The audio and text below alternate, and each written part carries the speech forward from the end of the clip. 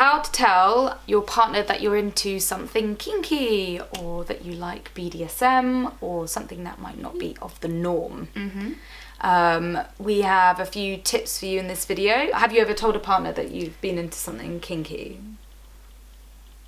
I don't think I have. Really? Well, I've actually, wait, no, I have.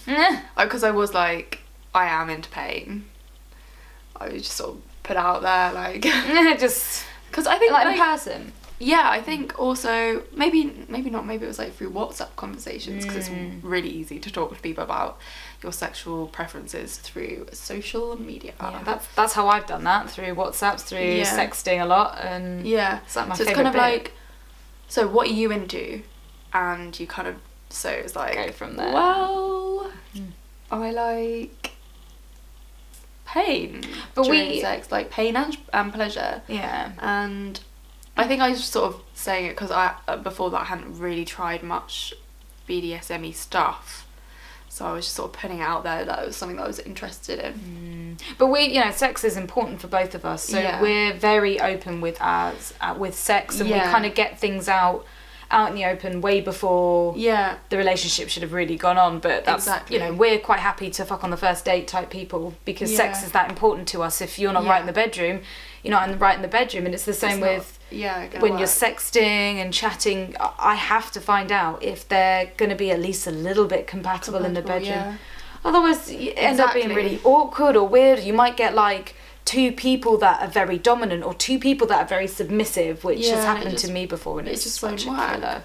You're just like, oh no, please don't make me come. No, please don't make me come. And it's like, So if you are already in a relationship and you've never discussed being into anything kinky with them before, then it's going to be a bit different to breach that subject. How do you tackle that? And you're already in the relationship, you've already had sex, possibly.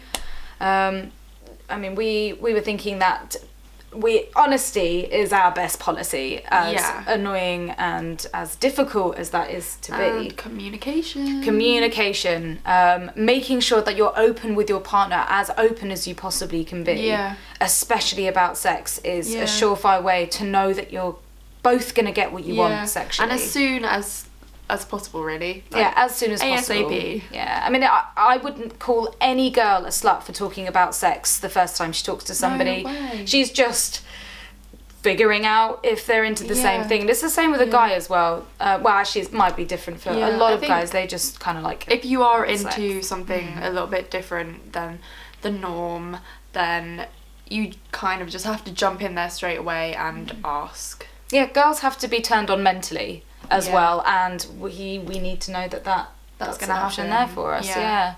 So if you are in a relationship and you want to introduce the kinky lifestyle into your sex life, then we suggest that you go out and buy some sort of softcore toys.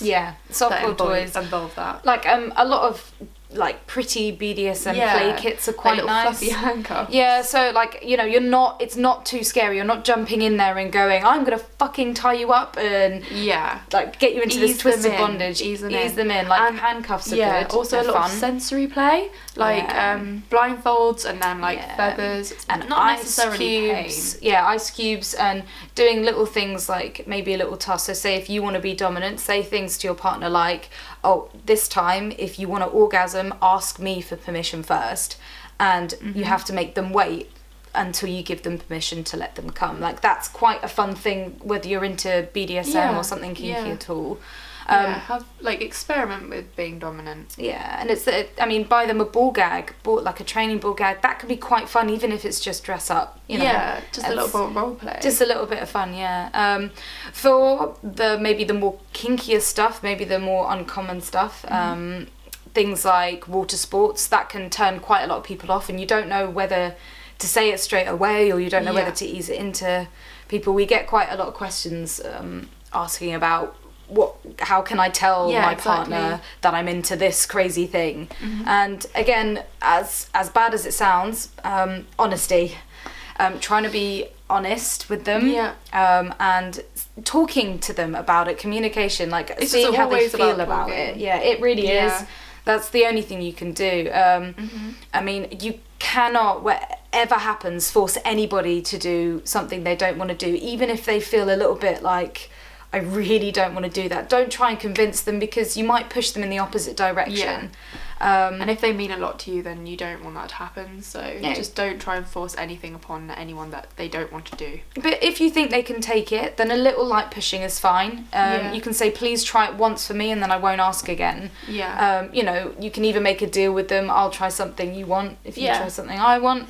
Exactly. That could be fun. And if they are willing to try it, make sure it's on their terms and conditions. For example, if you are really into water sports and you really want to piss on your girlfriend, let her do it in the bathroom or shower room, and let her be able to shower afterwards if she needs to. You've got to be really understanding that what turns you on may completely disgust somebody else. That's just the way it goes. I mean, in my experience, well, in both of our experience, we've always been completely open and honest with what we're into from the start. Even more extreme stuff like with me.